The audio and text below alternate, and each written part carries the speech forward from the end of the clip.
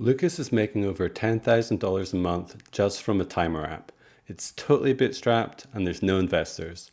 I talked to him about having really ambitious goals, business ideas to avoid, and how he's building his app into $1 million a year business, as well as spicy topics like doing business in Germany versus going overseas.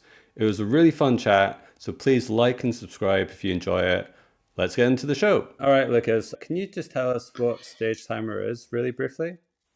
I often explain it as if you have seen a TED Talk, person on stage, and there's a screen in front of them that shows a countdown. Like, you have 5 minutes left or you have 10 minutes left.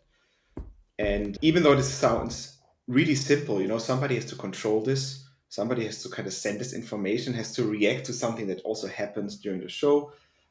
I'm building such a tool that allows you, to not only show a countdown, but also say, hey, please hold your microphone closer to your mouth, or hey, there's an audience question, or you can even say like, oh, on Twitter we had this request, and you can communicate to the person on stage, which is quite hard, honestly, because they don't really have a microphone, something in their ear. They have to concentrate. So historically, you would just hold up the paper sign, but do they see it, right? Do you wave it around? You're like a software developer. You're not, I guess, a conference speaker or an organizer. So, what led you to create StageTimer in the first place? So I kind of saw this problem at a friend's studio, and he was, had like a lot of tech and cameras, and he had like everything remotely controlled, except for this timer where to get up and click on it. It was like an old laptop. Now there are like hardware devices for this, but I was like looking on the internet, seeing him doing this, and I was surely there's a solution where you click start on one computer and on the other one it starts, right? They're both connected to the internet. And I couldn't really find a good one. So I thought, well, this is very easy to build. And I was kind of collecting startup ideas back then, right? Project ideas that I can do. And I had this long list and I put it on my list. And I thought, you know what, I could start with this. It's so simple. It sounds so easy, right? All the other ones, the ideas were either like really bad, really bad ideas, or they were just like really complex. Like, it would have taken a long time to accomplish it. So I thought this one is like super easy. I did never expect that somebody really pays money for it. However, I did expect that it would be useful and it's very easy to build. So I did it more as a practice. Nice one. Yeah, it's funny. Like, I think I don't know if it's on your Twitter or on your website, but I think somewhere I heard you say that in some ways it's a very simple app, in some ways it's a very complicated one. Yeah. I think you've told us, like, I guess you kind of shared how simple it is because it's like, it says, you have a screen, the other person has a screen, you can control it. It has a timer. So it says, hey, you've got a 30-minute lecture or a political speech or whatever, the person knows Yeah. how much time they have. In what way? So I think we've covered the simplicity. In what way is it complicated? Yeah, so it sounds very simple, and it is, in fact, if you just show a countdown, super simple to implement.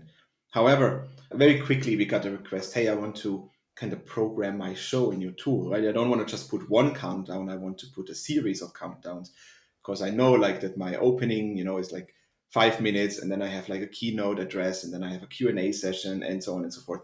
And I want to kind of build this in your tool, and then one by one just be able to start these countdowns. And eventually it grew further that you can say, once one countdown stops, it automatically goes to the next one, because we have quite a number of gyms and like CrossFit stuff where people have like these sets, and they want to, they have like the set the break, the set the break, Yeah. and they don't want to just click start all the time, so they just say, hey, let me just automate it so it automatically runs through all these 20 countdowns every day. And it turns out that if you do this, you run into a lot of trouble with time zones and dates. Time Um, zones are like the enemy of SaaS vendors, I think. it's crazy. Every half a year you have like daylight saving change in half of the world. I tell you, like every time there was daylight saving change, there was like weird bugs coming up that I've never seen before. And it took me years to really understand like what's going on and how do I have to deal with this. And then to make sure that your schedule doesn't start 1 hour early, or your interface doesn't show the wrong time. We had one show happening in Berlin. They even invited me to kind of take a look behind the scenes how they use it. and they had the camera, like the camera production team was in Berlin, but the kind of live stream digital production team was in Ireland. So they were live broadcasting an esports event in with two different, like with teams in two different time zones, and they had to have like everything on the screen had to reflect the correct thing, right? So I learned a ton. Okay, so this, like, everything that you see has to be in the time zone of the event, and that is surprisingly hard to accomplish. You've got an amazing like pinned tweets on Twitter where it's basically like, this is how I'm gonna get rich. And you like lay out this thread, like you're gonna make a SaaS and you're gonna bootstrap it and you're gonna get to like such and such a figure, and then you're gonna make like a bigger SaaS that's gonna make 100 million, and then you're gonna make like a kind of like a dream like project at the end. Can you talk us through like your thinking when you made that and like why you made that and everything like that? So, I mean, to get somewhere, you have to have a plan, right? Every project, you need a goal, some kind of goal. Otherwise, you cannot work towards it. And very early on, before I even started my first like product, I thought, what is actually my goal? What do I want to accomplish? And I think often you kind of have the idea of the lifestyle business. Oh, I want to reach my $10,000 per month revenue, and then I'm happy. And then I like have all these problems that I don't have right now. I don't have anymore. But I found this very simplistic because I thought nobody stops at 10. Like very few people stop there, right? Yeah. Very few people, for them, this is really the motivation. And you see this often when people, start with like whatever. Back then, the crypto and the stuff, and you realize what they really want is make a quick buck. Yeah. So I thought, what do I really want? And I really wanted to build companies, actually. I really wanted to build a company with an interesting product. And I kind of backwards engineered it and thought, how do I get there? Well, if I want to build a big company, I need capital, I need a funding to do it. And I need to know how to lead employees. I don't want to start a big company and not knowing these skills beforehand, how customers work, how employees work, how this whole game is played. So I said, well, if I want to get there eventually, I have to learn all these things along the way. And I thought, let me put it into a nice tweet, and headlining your tweet with, I want to learn how to lead employees, is kind of boring. So I thought, Definitely. here's how I'm gonna get rich. Yeah. But the plan is really, I start with a small thing, which will allow me to do it myself, and I can learn about customers and about payments and about authentication and about all these nitty gritty details that a business has. Compliance, big topic, taxes, and I thought, well, 1 million is, let's say, a realistic, more or less realistic goal for a SaaS. It's hard to get there. I'm aware of this, but it's a realistic goal for yearly revenue, and that will give me enough capital, enough like kind of a foundation, like passive income, quote unquote, the famous passive income, to look at something bigger, right? I'm aware that it's easier to build a small product in the niche, which I'm doing right now, but the niche is only so big, right? Even at my best calculations, my StageTimer niche is maybe 2 million a year. So I said, if I want to get really big, you need to work on a big problem. To work on a big problem, you need a little bit more than just yourself to get started. You need a few employees, even if it's digital, a few employees, a little bit of let's build for 1 year to get it off the ground. So I'm aware it takes a little bit. So that's why I thought, you get the first step, you get the kind of financial foundation to get to the second step, and from there you can say, well, let's do the moonshot, right? Let's build a rocket. Not necessarily the goal, but you get the idea. Yeah, that's cool. Was there any part of you that was like, what if I do this tweet and then I'm like, oh shit, I totally fail, I don't make anything? Or did you not really care? Dude, it's completely possible. I mean, the likeliest outcome is to fail, right? The likely, like, how many people do you know that actually created $100 million businesses? I mean, Yeah. probably almost nobody, only Yeah. from podcasts. So the most likely outcome is not success, but success is one possible outcome. Yeah. And And I thought it's interesting. You have to, eventually your life is going to be over. I'm 35. You get older and you think, what have I accomplished? Well, have I even tried is the first question, Yeah. right? If I've tried and I failed, at least I can say I've tried. Yeah. But if I wouldn't have tried, I would have been kind of sad. I feel like everybody that is kind of unfulfilled in their lives, they never really try to change anything about it. Yeah. They never really try to take agency and leave their job and at least give it a shot. And I thought, well, I have to at least give it a shot. And if I fail, Yep. good. I'm not the material. That's what I like to hear. That's good. You've made a very good case for being confident. Can you tell us about how, like, where's StageTimer at the moment in terms of revenue? If you can share anything about that.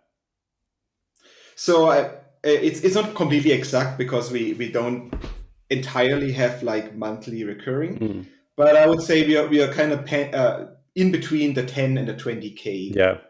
per month in revenue Yeah. right now. Awesome. And I think, like, I believe I also saw on Twitter that the way that you started was you were laid off from a job and you'd kind of, I guess, followed the rules, quote unquote, that, Western society kind of Yeah, lays out. You work hard in high school, you go to do a degree, and then you come out and you work a job, and then, like, you retire, and then you die, and that's it. And then I think a lot of people from, like, I'm slightly older than you, but I think a lot of people from our generation and younger are kind of like, no, we're kind of sick of that dream because yeah, it's not very, we don't have the job security that our parents had. We don't have the whole thing of you work for the same company for 40 years and then you get a huge pension. So can you talk us through, like, the layoff and like deciding to start a company? Because you could have just got another job, but you made a very conscious, like, yeah, change there. yeah. So I think our generation is sensitive to like BS jobs, Yeah. like jobs that don't really give you fulfillment. And I've done internships while I was studying in like these kind of big agency style software houses. And I felt like, you do nothing. Like you work a lot, right? You do a lot of work and of course you have colleagues and eyes and everything. But in the end, your work is not visible to anyone. You cannot point at something and say, I made this. Mm. And it always bugged me. And I always kind of had this entrepreneurial kind of inkling very early. I don't have anybody in my family, so I failed miserably. I even started a startup with two friends, which, we with funding and everything, and we tried and we failed like spectacularly before we even got the money in the bank, and was mainly, kind of human problems interrelationship. So that's why I kind of ended up, okay, I'm working in a job in a startup. And I got, after, like, you get a honeymoon period that you get with new jobs and you learn a lot, and then after 2 years you ask yourself, what am I doing here? And specifically, I asked myself, right, I'm a developer, right? I get my tickets handed to me, but I feel like I can do a better job building a product than the people that tell me what to build. And if I have these thoughts, right, either I do it or I shut up about it. So I said, I have to do it. So that's why I started working on the site, SageTimer being the first product I was working on. And during that, I kind, it doesn't really take away the dissatisfaction, but it also doesn't give you enough money yet to quit. So I was contacted by somebody on LinkedIn who, because of my project, said, "Hey, we need actually your skills in our company," Mm. and then hired me, someone from Switzerland. However, their project basically got cancelled Mm. by the investors. They said, this one makes money, this one doesn't. Shut this one down and concentrate on the one that does, which I completely understand. Investors need to prioritize here. So I was quote unquote laid off Yeah. due to that. And I was about to search another job, and kind of my wife, really have to thank her for that. She encouraged me to say, hey, we actually have enough to just get by now. Why don't you go full time? Nice. I was like, I mean, if in my head, I was like, if I get another job, chances are I will stay for another 2 years, right? This is kind of the length. So either I quit in 2 years and go full time, or I do it now. Why not now? So yeah. So I'm not advocating for people to quit and then build and try their luck. But I think there comes a time where you say, I have a foundation here, right? I have my 500, 1,000 per month that just allow me to get by. Let me take the jump. But yeah, I think you make a good point, because I think a lot of people, like, I agree with you. I definitely think people shouldn't just rush out and quit their job to make a startup. I see that a lot, and I think they don't realize like how long it takes to get those skills to work on something. Yeah. But I do also think, similar to you and your wife, I think like a lot of people that are couples, if one partner has a job, especially if it's like a safe job, like a teaching job or doctor or something like that, I really think that the other person should maybe go and make a startup, because then you've kind of got the best of both worlds. One person has a Yes. secure income. You won't like provided. Obviously, this is not, do your own research and all your everything. But if one person has a secure job and they can pay the rent or the mortgage, then you have the kind of like the security there, and then you can have someone else making like a crazy wild bet of doing entrepreneurship, and then you've got like, Yeah. if it fails, you still got the mortgage or the rent or whatever being paid, and if it succeeds, you're laughing. Yeah. If you have the security, do it. Yeah. I mean, obviously, it's not, yeah, that doesn't apply to everyone. But yeah, I was wondering, getting back to the product, I think I saw, you can correct me, but I think maybe StageTimer is used by like Trump, or like a big Yeah. this is not an endorsement, a big politician, or like, yeah, Trump or someone. But did you get any like flywheels, like any growth from that, like a big famous person uses your product and then other people see it and they're like, oh, like, what's that product? Yeah. So one day I wake up and on Reddit there's this post of, it's like someone from backstage makes this picture of a Trump campaign, Trump rally, and somebody else is speaking. I don't know the person, Yeah. and they used my timer, and you can see on the display very clearly, like, please get off stage. Trump is waiting. Yeah, Um, yeah, which I thought is the perfect use case, because that's exactly what my product is made for, right? To yeah, communicate stuff like this. Now I'm, definitely not endorsing, and I'm not, like, as a European, this is like not my business to meddle with. sure. But I thought this is such a cool use case. I want to share it. Unfortunately, the picture is just too grainy enough that you don't see our logo. Ah, But even on Reddit, people immediately recognized what it was. So, like, even in the comments, like, oh yeah, I know this product. It's this and this. It has this effect. And we actually, the other day, we got somebody who signed up who specifically said, I saw this, I saw your product used with the Trump rally. However, I think our flywheel effect comes a little bit from a different side, because the way this industry works is that the organizer hires some kind of crew company to run the technical part of the event, right? Light, audio, camera, stuff. And they usually bring the tools. And they are the ones learning from one another, right? Sometimes they bring in like independents, the independents come with their own tools. And this is kind of my angle. My angle is like, we have this free version that allows you basically to get started. Basically, the idea is, if somebody says, hey, we need a timer quickly. It's like, okay, let's pull it up. Let's pull up StageTimer. It's so easy. Let's put it on stage. It's super. And then people see it and say, oh, this is useful. Let's use this next time when we do our event. And this is a more reliable flywheel for how we kind of penetrate these events. yeah, that makes a lot of sense, rather than a kind of like one-off, Yeah. like viral thing. Yeah, I think it's fun though, because I saw it kind of play out on Twitter, and I think you're like, how can I make my logo bigger? Or like, how can we get on the screen? How can we make it on the screen next time? But yeah, I think in general, I guess it's good for, you want to have those like reliable like flywheels, and not, yeah, you can't really have a business that just relies on like, oh, hopefully it will go viral one day, Yeah, I think this works well for and like B2B, if you sell whatever handbags or something. It goes viral on the yeah, influencer page and everybody wants it and buys it. But for a B2B software, it rarely works this way. Yeah, definitely. So if you did you ever like explore like raising VC, or did you just know that you wanted to bootstrap it and just have all the control and everything? Yes, I did want, or want is the wrong word, but I did explore it. Actually, twice.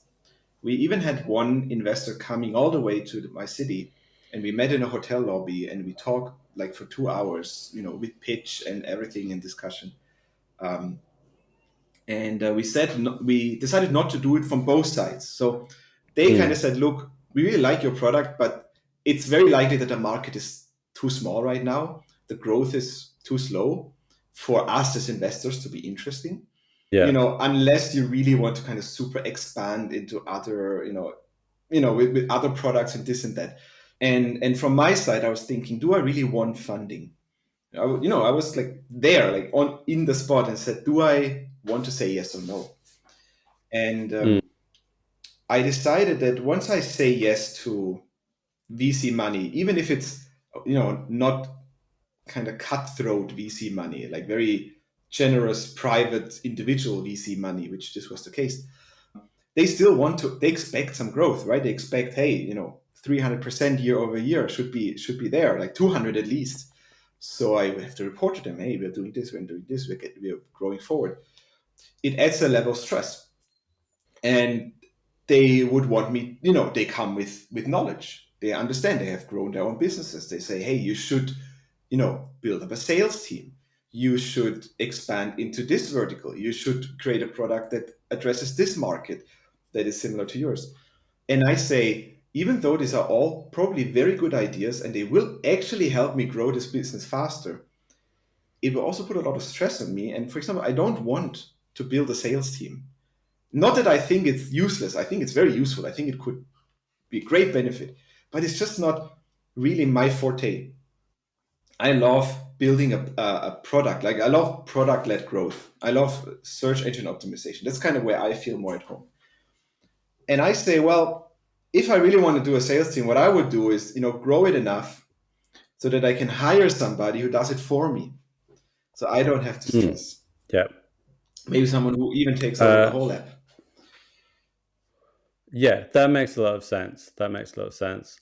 I guess like coming back to kind of the founder space in general, do you have any like is there any mistake that you see lots of bootstrapper SaaS founders do like over and over again? Like maybe like too many products, you've just got one, like or maybe there's something else. But is there anything that you're like, oh come on, stop doing that one thing?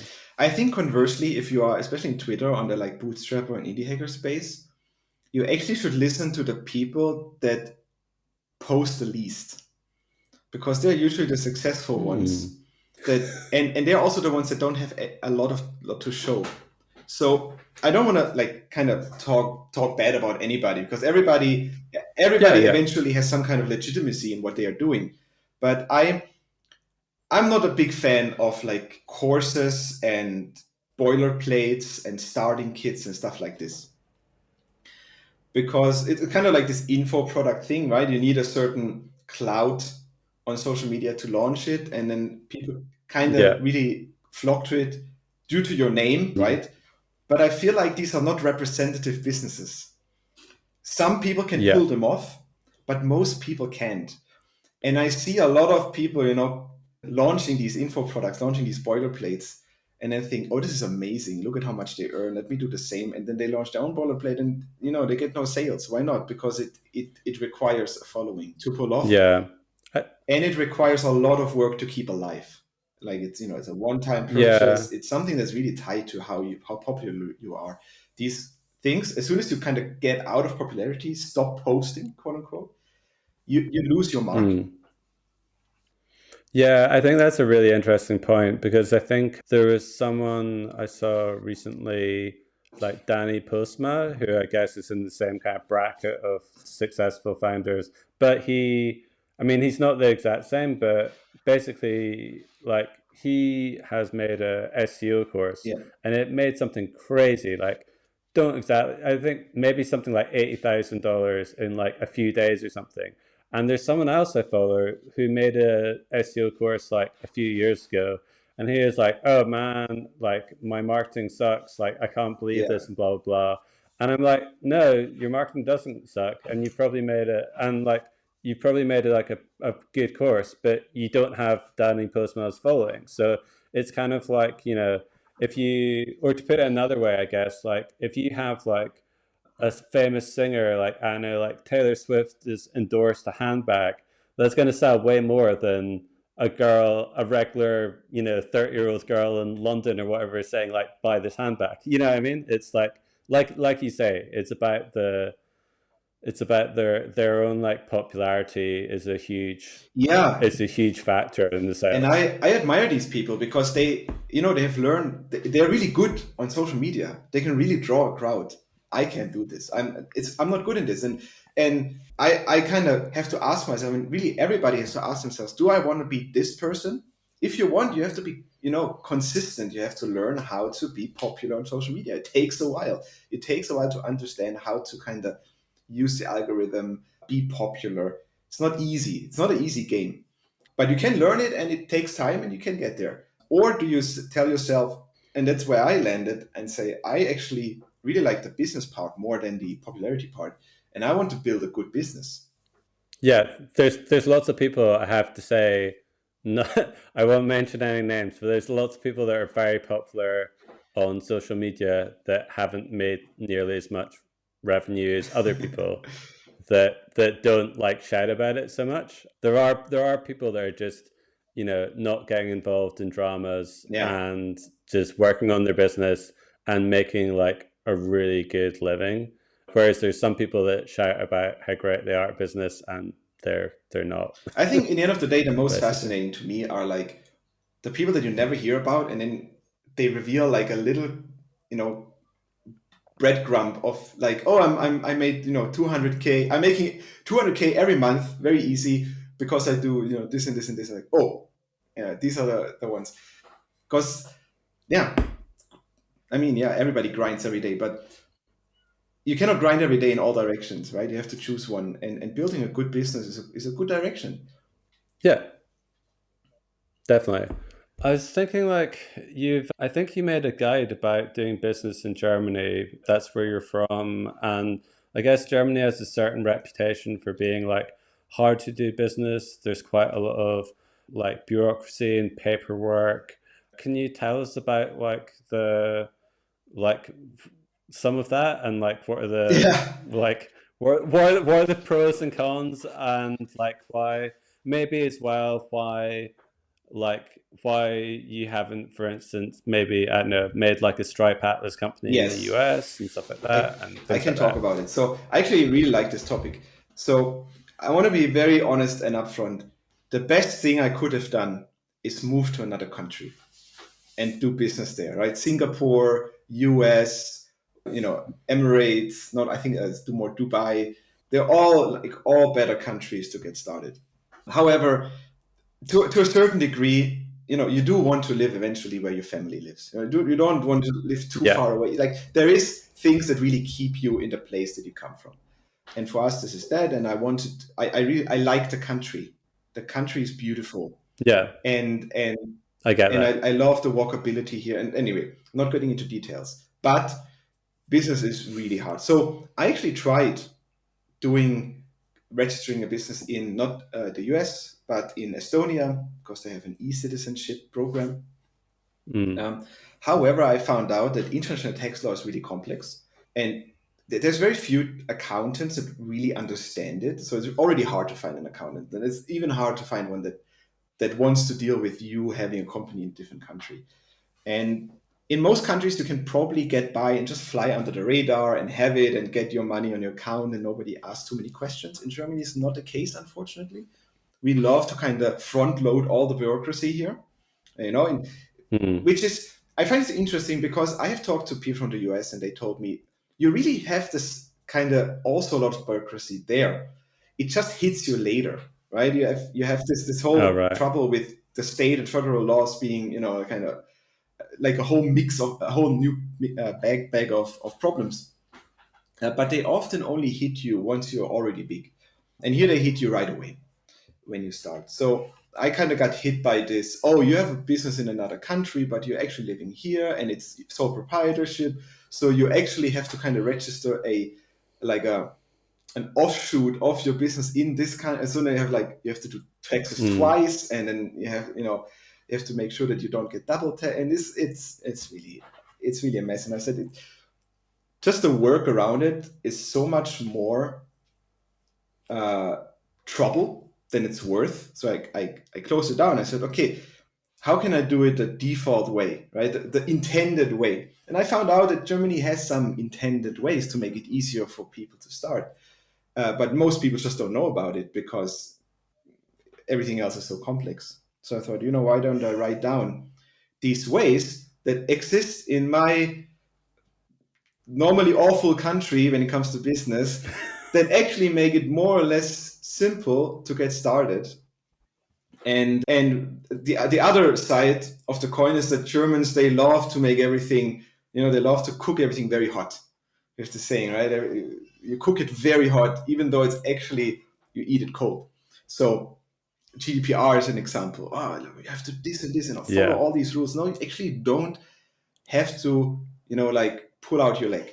In fact, it's quite simple to get started. There's like a few, one, two, three really important rules that you want to implement, but the rest is really very flexible. If somebody really complains to you and says, oh, delete me or whatever, you have 3 months time to do it. So Yeah. you can just do all this stuff manually until you're quite big. Okay, that's good. I mean, I can put a link to your article in the show description because it sounds like it's not so bad after No, all. and having talked So about it a bunch on Twitter, I find there's a lot of people that, and I think maybe it's a US thing. I don't want to impose on them or like stereotype that think every all the money that I give to the government is lost money. It's kind of like I may as well burn it. Like it's yeah, worse than burning the money is giving it to the government. yeah, And I feel like here yeah, over here in Europe we don't really have this perception. We look at it more like, yeah, hey, I know where my money goes. I see that my city is beautiful and the public transport yeah. works and the streets don't have holes. Yes, of course, there's corruption and people, misuse it and public sector, yada yada. But I would say mostly it kind of works. So I'm not unhappy, paying my taxes. But yeah, I was just thinking, you're making this business that at the moment is like 10K, between 10K and 20K, shall we say? What are your plans for like the next few years? How are you going to get to this like the mountains? In your pin tweet, I should say that there's like it's a very good graphic. You've got like a climber doing like 3 mountain peaks, and the first one I believe is like At 1 20K. million, it's Am I 1 right? million Oh annual. well, sorry, 1 million. 1 million annual, then 100 million annual, and then it's The moonshot the project. moonshot. Thank you. And you're like a little climber going up the mountain. What do you think is gonna like take you to 1 million? Do you think? Yeah. So I think first of all, I was kind of still carrying this fear of losing everything. So it's very common among Mm. entrepreneurs. It's like, oh, tomorrow is all gone. What if all my users leave? So I Yeah. diversified. I built this last year. I started a second product together with a friend in the All same right. space, very similar target audience, very similar task, and we are growing it in parallel. So this already gives me, I would say, like a second leg to stand on. Maybe I will build a third product, but I also realized that the more products you have, the more trouble you have. Like it's quite stressful actually to have multiple things going. Yeah. What is the second product? Because I didn't know that you were doing Yeah, that. it's called a Rundown Studio. So the other guy, he also works in this kind of live video production environment, and he really has experience, and he built like a graphics tool for that. And we said, well, people really want to plan their shows, and the software that is available is really expensive. Right, we're talking $6,000 per year that people told us they pay Mm. for it. And we said, well, I think it should be easy to build basically the same but cheaper. So we went on ahead and built not just the same, but we really tried to improve upon it. A tool for show planning. right? Rundown creation. So it's similar in StageTimer that basically you have kind of a list of things that happen in your show and timestamps.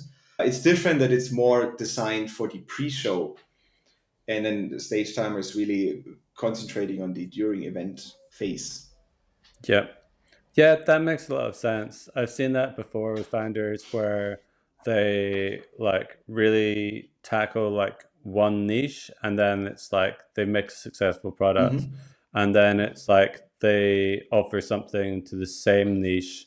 So instead of like, yeah, in your case, you're not like, I'm gonna make an app for surfboard manufacturers or something like completely like out of the blue and unrelated to StageTimer. So I think that's quite smart that you're kind of like compounding on your knowledge and your Yeah. connections and your like reputation in this sector to making something else that is like that is can be used by those people. And then if you think of your business like a set of levers, right? You want to kind of pull them and see if it brings you forward. And one lever is, marketing. Where can I go to find more people, right? Where can I make ads? Right now, Google works, but maybe Facebook also works. Maybe YouTube also works. We haven't really exploded enough yet. Another lever you can pull is your pricing, right? Do I make it more expensive? Do I structure it differently? What do I actually charge for, right? Why does person A pay more than person B? And why does it make sense? So this is really a really hard question to answer, how to structure your pricing so that people that use it more actually pay more. And Yeah, that sorry, I was just going to say that that reminds me. I was going to ask you that you've got like a free plan now. So, do you want to tell us about like the how you decided on that? Because I guess there is a sort of like, I mean, obviously everyone always has a different yeah, opinion, but there's sort of a conventional wisdom in SaaS, like not for amongst bootstrappers, not to offer a yeah, free plan. But do you want to talk about why you've done that yeah. and the I results think from it's a that? good piece of wisdom to charge. But when you charge immediately, you have one specific problem. And that is, it's sometimes hard for your customer to understand what they get. What is the value they actually get? Some can communicate really well, but sometimes really hard because your tool may not be immediately intuitive. And for me, there's a second level as well, because from the beginning I thought, how can I build marketing into my tool? Right? I love the Dropbox example. Dropbox said we make it Mm, free, and if you share it, you get a little bit more space, which made it really grow fast. And I thought, yeah. well, I cannot offer this exact model, but what I can do is I do have kind of this shareable component. And if I just make sure that my logo is there and you have this very limited free plan, a lot of people see my logo, right? Because it's right there. It's right, like it's Yeah. literally what you look at to use the app has my logo in it if you use the free version. And it's very hard to measure. I don't really know how to measure if people know it like this, but with recommendation and kind of word of mouth being at least 40% of our marketing, I think it paid off. Yeah, that's awesome. I mean, I think like there's something to be said for like following conventional advice, but also there's an exception to every rule, right? People say things like, don't make a double-sided marketplace, but then there's marketplaces like Mentor Cruise, which like has made over $1 million in I think roughly maybe like 5 or 6 years, and there's lots of things, yeah, lots of things like that. So there's always exceptions to a rule. Have you is things like is SEO your main marketing channel then? It's strong. It's very strong. It's yeah, the- much- Yeah. stronger than any other marketing channel. Yes, is SEO.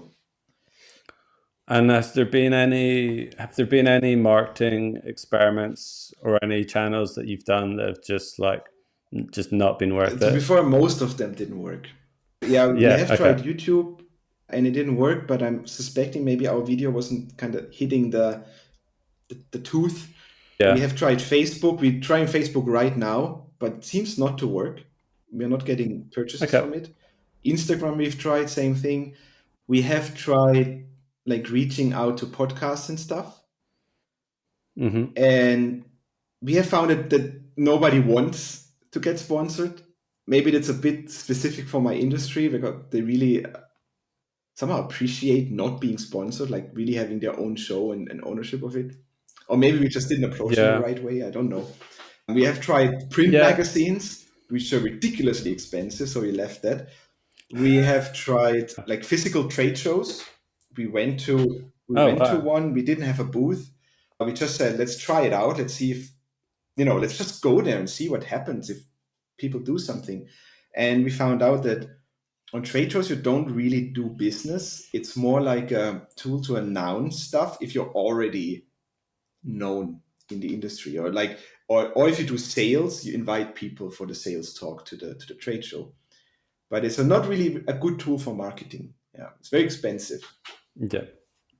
Yeah, I can imagine. Yeah, it's weird. I went to a conference recently and yeah, it just seemed to be like there's lots of people with booths, and it just seemed to be those were like huge companies that were hiring. And I guess it's an easy way for them to talk to people and maybe Yeah, find someone that's looking for a job without hiring a recruiter. But it didn't seem, I'm sure that there's very good conferences, but this one in particular, it didn't seem that useful. But that's another story. Do you want to tell us about, just to wrap things up, do you want to tell us about where people can find out more of you, maybe like a blog or a newsletter or socials that you have, yeah. etc.? Feel free to link to my blog, and I'm most active on Twitter under underscore L Herman. You can link it. That's really the two Okay. places. Okay. Awesome. That's good. Well, thanks a lot for telling us all about StageTimer, and good luck with climbing in the mountains. And Whew. maybe we'll speak to you again when you've hit 1 million or 100. Absolutely. Thank you, Pete. Okay, thanks for checking out the interview with Lucas. I really enjoyed this one. If you like this kind of content, I also send the High Signal newsletter out every Wednesday and Friday. It's packed full of indie founder stories to keep you inspired and up to date with what's happening in the world of bootstrapping. If you sign up with the link in the show notes, I'll send you a free list of 20 bootstrapped companies and what they sold for. Catch you next time.